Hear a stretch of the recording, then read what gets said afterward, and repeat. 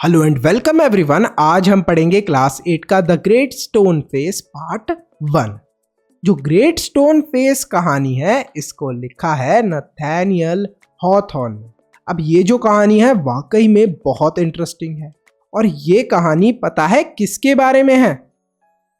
एक माउंटेन के बारे में। अब ये जो आप माउंटेन देख रहे हो ना, ऐसा वैसा माउंटेन नहीं है। ऐसा लगता है मान लो कोई शक्ल बनी हुई है इस माउंटेन के ऊपर।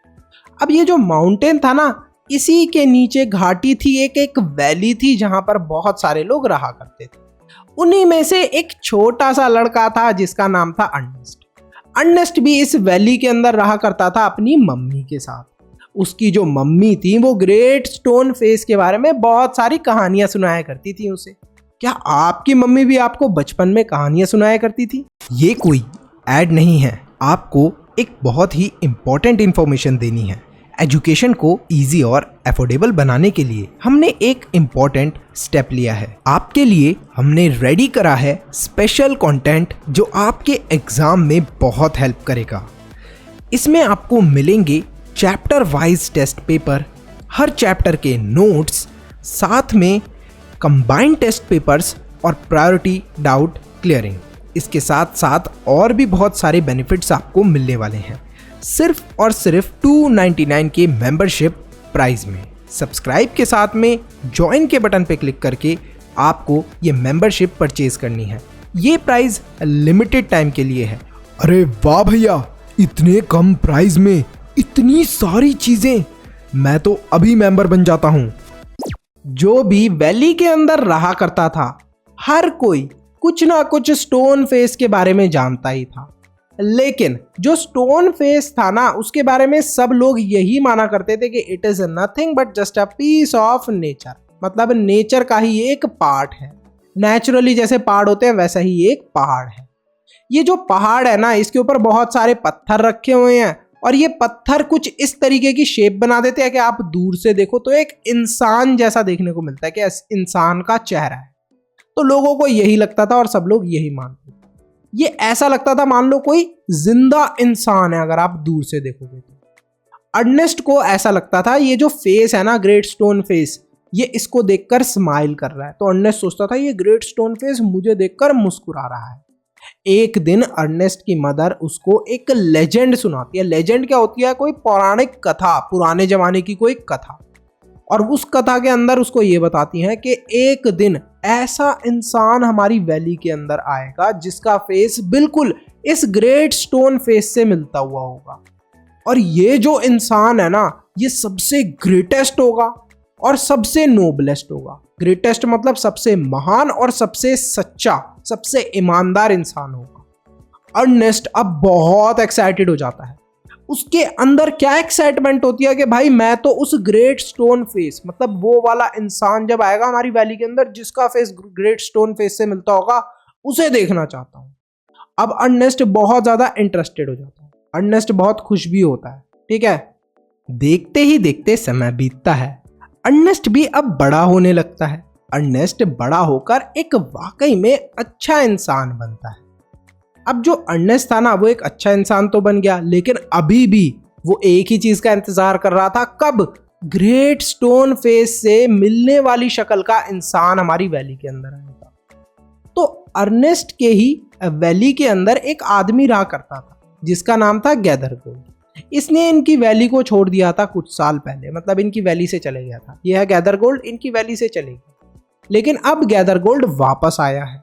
लोगों का मानना यह है कि जो गैदरगोल्ड है उसकी शक्ल पता है किससे मिलती है? ग्रेट स्टोन फेस से।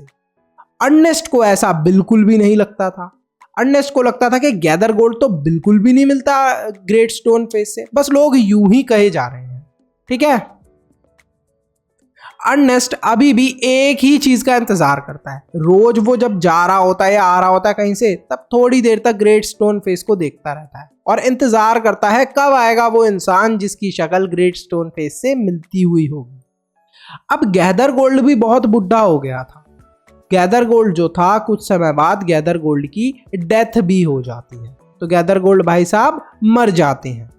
उसके बाद क्या होता है, इनकी वैली के अंदर ही एक और आदमी रहता था जो डिसाइड करता है कि भाई मैं किस में जाऊंगा, आर्मी के अंदर जाऊंगा, वो आर्मी के अंदर चले जाता है और बैटल फील्ड के अंदर काफी ज्यादा फेमस भी हो जाता है। लोग बोलते हैं अरे भाई वो तो बहुत ही महान आर्मी का सोल्जर है, बहुत ही स्ट्रांग है वो। लेकिन कुछ समय बाद ये भी बुढ़ा हो जाता है और वैली के अंदर वापस आता है।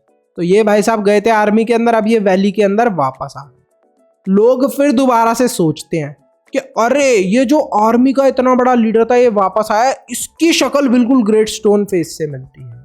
ठीक है, फिर दोबारा से अर्नेस्ट को ऐसा लगता है कि नहीं नहीं, ये जो आर्मी से वापस आया ना आदमी, इसकी शक्ल भी ग्रेट स्टोन फेस से नहीं मिलती, बिल्कुल भी रिजेंबल नहीं करती। He is not a look alike like great stone face.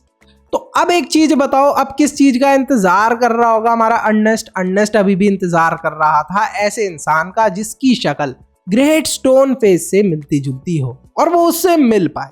ठीक है, अब आप सबके लिए एक क्वेश्चन है होमवर्क के लिए, what happened with the gather gold? Gather gold के साथ क्या होता है? क्या वो अलाइव था या फिर वो डेड था? फटाफट कमेंट सेक्शन के अंदर कमेंट करके आप लोग बताना। अब हम लोगों के लिए एक इंटरेस्टिंग बात यह है कि ये चैप्टर तो हमारा फर्स्ट पार्ट खत्म होता है, लेकिन सेकंड पार्ट के अंदर हम जानेंगे कि अर्नेस्ट को फाइनली क्या ग्रेट स्टोन फेस वाली शक्ल का आदमी देखने को मिलता है या फिर नहीं। तो सेकंड पार्ट भी आप देख सकते हो, लेकिन उससे पहले आपको मैं बताना चाहता हूं कि अगर आपको इस चैप्टर के सैंपल पेपर या नोट्स चाहिए तो आपको क्या करना पड़ेगा, चैनल को सब्सक्राइब करना पड़ेगा और उसके साथ में जो ज्वाइन का बटन है उस पर क्लिक करके मेंबर बनना पड़ेगा, परचेज करनी पड़ेगी मेंबरशिप। लेकिन ये जो सैंपल पेपर और नोट्स होते क्या हैं, देखो कभी आप एग्जाम देने गए होगे तो आपने देखा होगा कि चैप्टर के बीच बीच में से कुछ क्वेश्चन होते हैं, मतलब ऐसे ऐसे क्वेश्चन होते हैं अजीब अजीब से, जो आपको लगता है अरे यार ये तो क्वेश्चन आंसर मैंने लर्न करे नहीं, मैंने तो बुक के पीछे के याद करे थे। तो देखो बुक के पीछे के क्वेश्चन आंसर से काम आपका नहीं चलने वाला। अब आप बड़ी क्लास में आ गए और चैप्टर के बीच से कहीं कहीं इंपॉर्टेंट पॉइंट से क्वेश्चंस बना के दिए जाते हैं, वो सारे इंपॉर्टेंट क्वेश्चन आपको मिलेंगे सैंपल पेपर में, साथ ही में नोट्स भी। अगर आप एग्जाम के लिए तैयारी कर रहे हो तो आपको पता है कि एग्जाम से कितना मुश्किल है कि एक दिन पहले सारे चैप्टर्स को रिवाइज करना, स्पेशली बुक के अंदर से रिवाइज करोगे तो परेशानी हो जाओगे। यहाँ से आप फटाफट लाइन बाय लाइन, बहुत ही छोटी छोटी लाइन्स में मैंने पैराग्राफ ये दिए हैं, बहुत ही छोटे, आप फटाफट रीड करके पूरा चैप्टर रिवाइज कर सकते हो। और यहाँ पर आप देख सकते हो कितने बढ़िया से मैंने डायग्राम भी लगाए हैं, तो आपको ज़्यादा प्रॉब्लम नहीं होने वाली, सीधे चीज़ें आप समझ जाओगे। ठीक है, तो ये दो चीज़ें मिलेंगी आपको। लेकिन क्या सिर्फ इसी चैप्टर के नोट्स और सैंपल पेपर मिलेंगे? बिल्कुल नहीं, आपको पूरी इंग्लिश की बुक के सारे चैप्टर के नोट्स, सैंपल पेपर, साथ ही में एक कंबाइंड पेपर भी मिलेगा जो आपका एग्जाम होता है ना उसी पैटर्न का। उसको सॉल्व कर लिया आपने, नोट्स को सॉल्व, नोट्स से पढ़ लिया और सैंपल पेपर अच्छे से तैयार कर लिए, सैंपल पेपर के क्वेश्चंस आपने अच्छे से सॉल्व कर लिए तो फुल मार्क्स आना आपके तय है। इस चीज़ का आप ध्यान रखना, सैंपल पेपर सॉल्व करना बहुत ही ज़रूरी है। अच्छा, इंग्लिश के तो मिलेंगे आपको सैंपल पेपर और नोट्स, साइंस के भी नोट्स और सैंपल पेपर मिलेंगे, एसएसटी के भी नोट्स और सैंपल पेपर मिलेंगे, सारी जितनी भी आपकी बुक्स हैं एसएसटी के उनके नोट्स और सैंपल पेपर मिलेंगे। So thank you so much for watching. Member आप ज़रूर बनो। See you in the next video. Bye bye till then.